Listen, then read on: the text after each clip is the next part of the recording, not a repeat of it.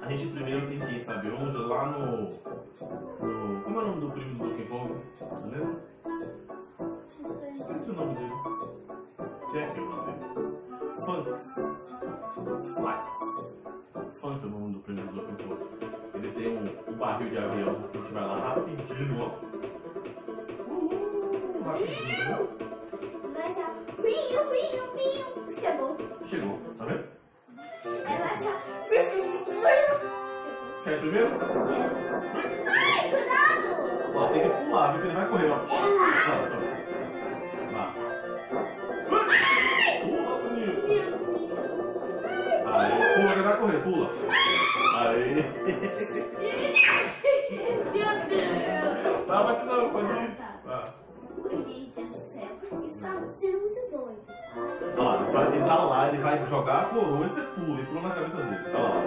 Pula! Aí, pula lá. Pula! Aí, vai correr, cai. Isso. De novo, a coroa de novo. Quer de novo? Mais de novo.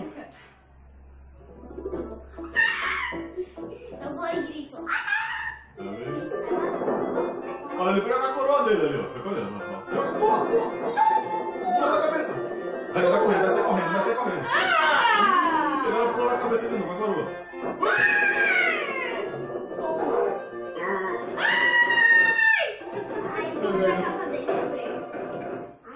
Tá vendo?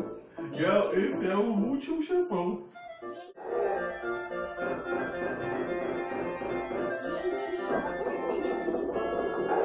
Replay.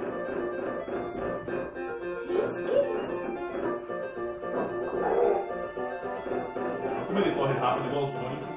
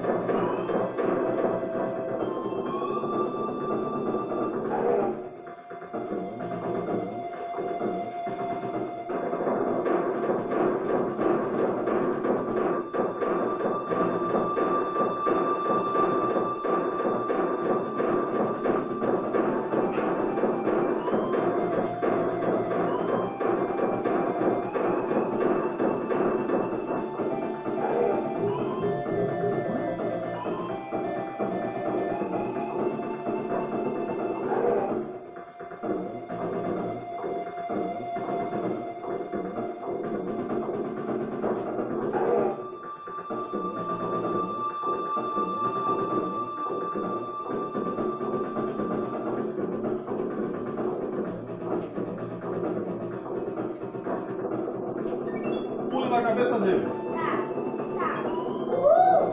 Aê! Pronto. Olha lá o que eu mandando pra você.